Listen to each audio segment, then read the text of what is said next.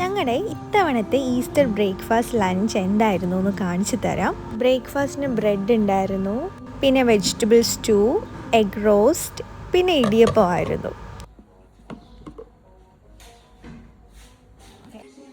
പിന്നെ coffee tea ഒക്കെ ആയിരുന്നു. ഇതൊക്കെയായിരുന്നു ബ്രേക്ക്ഫാസ്റ്റിന് ഉണ്ടായിരുന്നത്.